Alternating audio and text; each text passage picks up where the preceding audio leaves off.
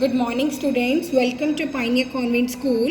As we are doing our second chapter of history, जिसका name था New Kings and Kingdoms, and we have discussed the topics like three independent kingdoms, resources, and the sources of information. Today, we are going to discuss about acquisition of wealth through warfare, यानी कि वार करके wealth को acquire करना. Acquire का मतलब होता है gain करना. So first one is the tripartite struggle for Kannauj. Tripartite क्यों कहा जाता था? क्योंकि इसमें 3 किंग्स होते थे. और वो किंग्स कौन से किंगडम के होते थे? The Palas, the Gurjara Pratiharas and the Rashtrakutas. इन तीनों इंडिपेंडेंट किंगडम्स के बारे में हमने लास्ट वीडियो में डिस्कस किया. So Kannauj the test of political power. जो इन इंडिपेंडेंट किंगडम्स के किंग थे वो कनौज को एक टेस्ट समझते थे. टेस्ट क्या समझते थे? जो भी कनौज पे अपने किंगडम को एस्टैब्लिश करेगा वो सबसे ज़्यादा पावरफुल माना जाएगा. देन कनौज की लोकेशन कहाँ पर थी? Located on the banks of Ganga, Uttar Pradesh. यानी कि जो 3 किंग्स थे, पालास, गुर्जारा प्रतिहारास एंड द राष्ट्रकूटास, उनके बीच में फाइट चलती थी कि वो कनौज पे अपने किंगडम को एस्टैब्लिश कर सके और गैंगटिक वैली को ले सके. गैंगटिक वैली क्या होती है? वो एरिया जो गंगा के पास प्लेन एरिया होता है जिसकी फर्टिलिटी बहुत अच्छी होती है. तो उन तीनों के बीच में वार चलता था और जो वार में जीतता था वो उसे गैंगटिक एरिया वाला एरिया मिलता था. सो इसी स्ट्रगल को क्या कहा जाता था? The tripartite struggle for Kannauj. Now second is plundering of temples. Plundering का मीनिंग हिंदी में होता है लूटना. Construction of temples was an important way to demonstrate their power and authority.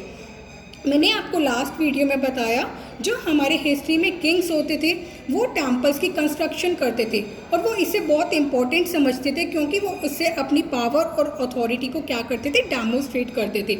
सो उनके लिए टेम्पल्स क्या होता था? As a store house of wealth. यानी कि वो सोचते थे कि हमारे पास अगर टेम्पल्स हैं तो वो अपने आप को बहुत रिच मानते थे. जो कि क्या करता था? Attracting foreign invaders. यानी कि जो उनके ब्यूटीफुल टेम्पल्स थे वो किसे अट्रैक्ट करते थे? Foreign invaders. इन्वेडर्स कौन होते हैं? जो अटैक करते हैं. देन वो फॉरेन इन्वेडर्स क्या करते थे? Mahmud Ghazni attack India 17 times. Mahmud Ghazni यहाँ पर क्या है? फॉरेन इन्वेडर्स है. उसने इंडिया पे 17 टाइम अटैक किया. क्यों किया? Plunder temples at Mathura, Kannauj and Somnath in Gujarat. उसने अटैक इसलिए किया ताकि वो मथुरा, कनौज और सोमनाथ जो हमारे टेम्पल्स है गुजरात में उनको लूट सके. और उसने किस लिए लूटा था? ही used the wealth obtained from these raids to beautify his capital Ghazni. उसने इन टेम्पल्स को इसलिए लूटा था ताकि वो उनसे वेल्थ ऑब्टेन कर सके और अपनी कैपिटल गजनी को ब्यूटिफाई कर सके. So this is about acquisition of wealth through warfare. Now we are going to discuss about the dynasties of South India. In the last video, we discussed about dynasties of the North India, जिसमें हमने राष्ट्रकूटा, गुर्जारा प्रतिहारास और enterprising people के बारे में discuss किया था. Today we are going to discuss about 3 powerful kingdoms of South India. First one is the Pallavas, second is the Pandyas, and the third is the Cholas. Let's discuss about these kingdoms in detail. So first one is the Pallavas. Pallavas कहाँ पर rule करते थे? Ruled over the area of Kanchi. Kanchi basically Tamil Nadu में एक city है.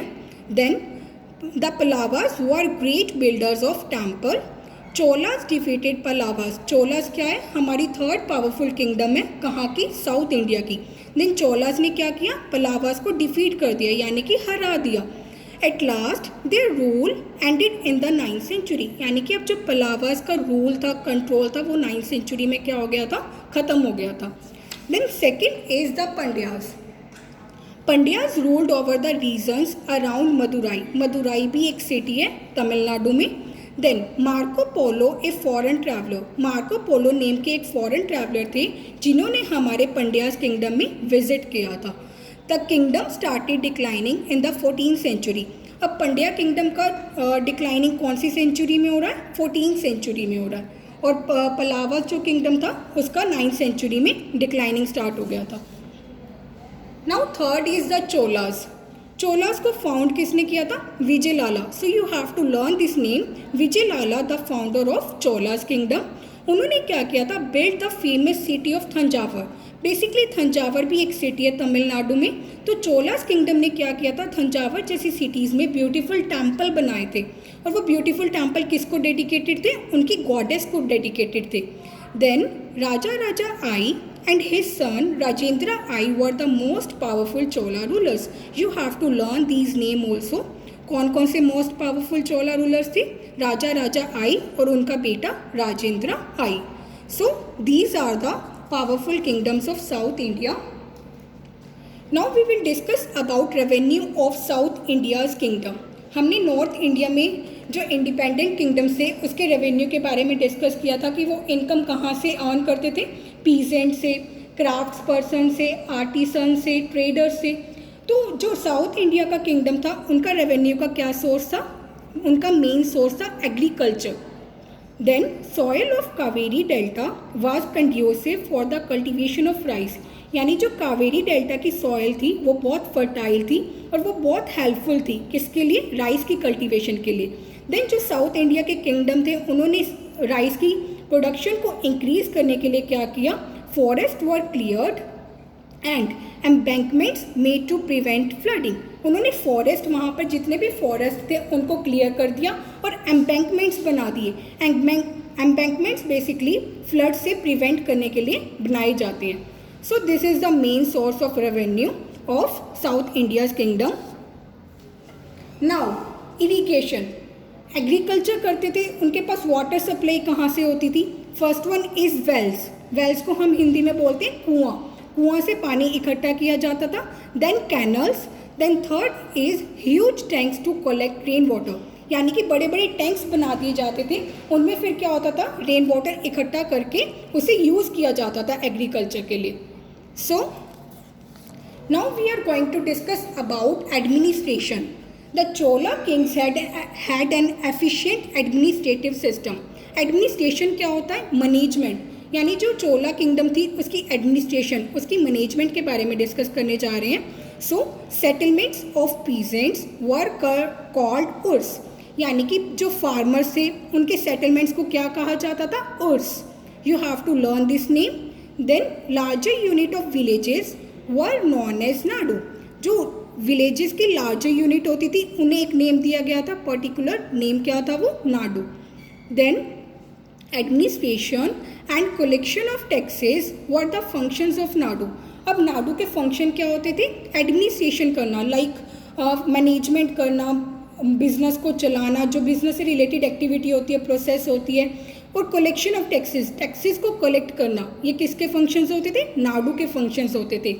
Then rich landowners were given important offices and titles।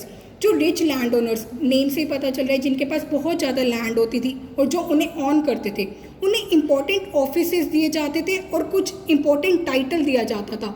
Important title का name था अरायार and मुवेंदावेलान। Then ब्राह्मण सेटलमेंट्स वर looked after bye N assembly और सभा। जो ब्राह्मण का सेटलमेंट था उसका लुक आफ्टर, यानी कि उनकी टेक केयर की जाती थी, कहाँ पर, असेंबली में, सभा में।